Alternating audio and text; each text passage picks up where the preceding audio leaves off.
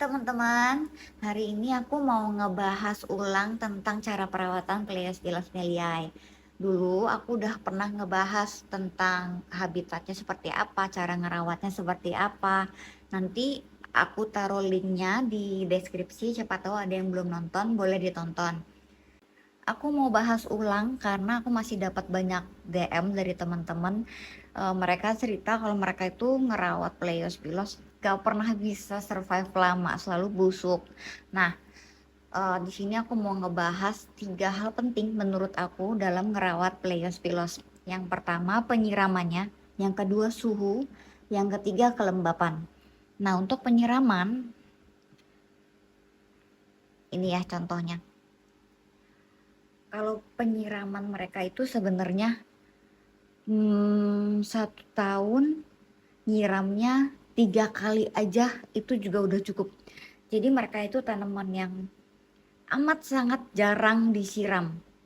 Kalau yang dulu di video yang sebelumnya kan aku udah sempat bilang kan 1 bulan sekali. Tapi aku lupa kasih detail bahwa aku kasih 1 bulan sekali itu nyiramnya cuma sedikit banget. Nah, kalian mau nyiram ini 1 tahun cuma 2 kali, 1 tahun cuma 3 kali, itu nggak masalah. Karena justru kalau kalian terlalu banyak nyiram, mereka itu gampang busuk. Gimana cara taunya mereka tuh udah butuh disiram atau belum?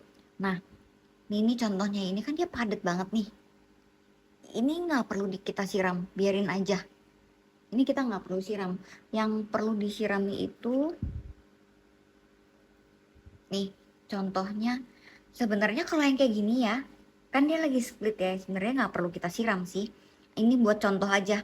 Kalau kamu pencet, squeeze, empuk-empuk, nah berarti dia udah perlu disiram. Tapi kamu ceknya yang di dalam sini. Kalau yang lagi split sebenarnya nggak perlu disiram juga nggak masalah guys. Cuman kalau emang pengen nyiram yaitu 1 tahun 2 kali aja kalau yang kayak gini. Terus penyiraman, terus yang kedua suhu. Suhu itu mereka harus malamnya dingin. Seperti yang aku udah jelasin di video sebelumnya. Kalau stuck suhunya tuh siang sampai malam dia sama terus ya, panas terus gitu, itu nggak bisa guys. Mereka akan, jadi metabolismenya itu jalan terus, kayak kayak nggak pernah istirahat jadinya. Sedangkan mereka itu butuh dingin tuh buat istirahat lah, istilah kasarnya kayak gitu. Jadi kalau kalian ngerawat merekanya malamnya nggak dingin, itu mereka pasti akan susah untuk survive. Jadi gampangnya gini, kalau siang dia itu masih bisa 30 derajat gitu masih bisa. Nah, malamnya kita bikin perbedaan yang signifikan, kira-kira di 20 itu udah oke kok, udah oke buat mereka. Kalau misalnya perubahan di malam harinya nggak signifikan, mereka nanti metabolismenya masih jalan terus. Itu yang bikin mereka tuh jadi nggak bisa survive lama, karena lama-lama mereka akan kehabisan energi dan akhirnya mati gitu. Yang ketiga itu kelembapan. Mereka ini kan habitatnya benar-benar tempat yang berangin. Jadi mereka tuh nggak bisa di tempat yang kelembapannya tinggi.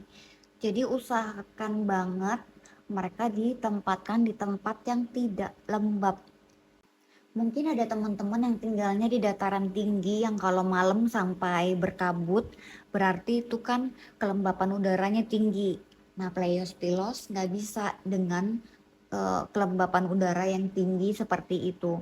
Triknya kalau untuk teman-teman yang tinggal di dataran tinggi yang sampai berkabut, kelembapan udaranya tinggi, mungkin bisa ditaruh di indoor, sama bisa juga pakai kipas angin itu untuk menurunkan kelembapan udara yang tinggi.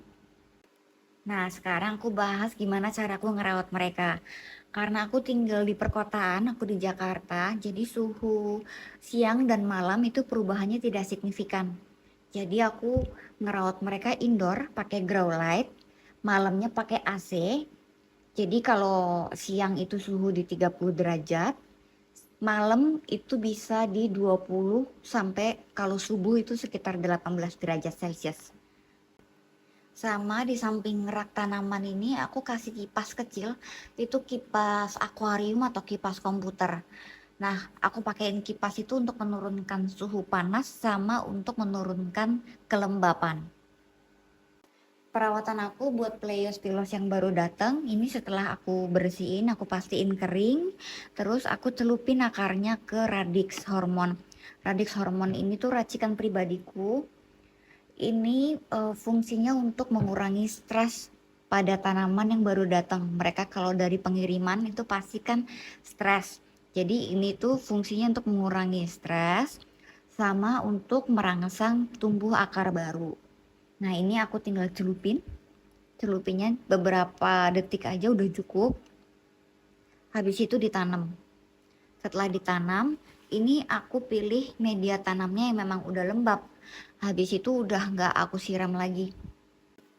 Notes buat teman-teman yang beli Pleiospilos, mereka ini tuh kalau di perjalanan dia rentan banget, gampang banget busuk. Nah, ini contohnya nih.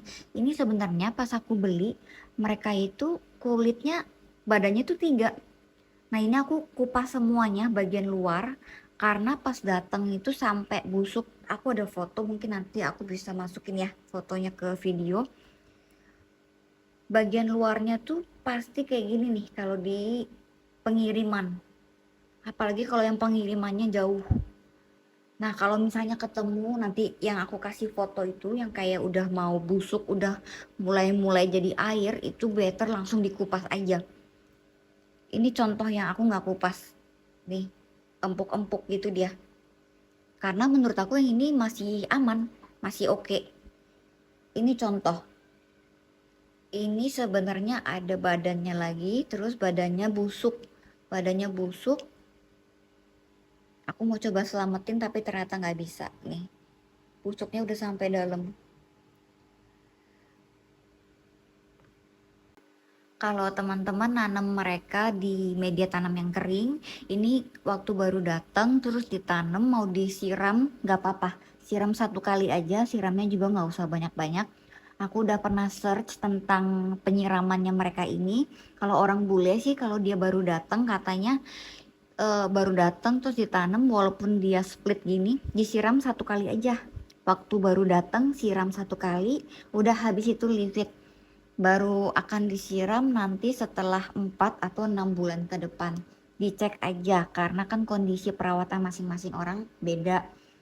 Jadi bisa dicek aja di badannya ini. Kalau squeeze berarti dia butuh disiram. Kalau masih tetap padat gini terus ya udah nggak usah disiram sampai dia udah menunjukkan tanda-tanda udah butuh disiram gitu.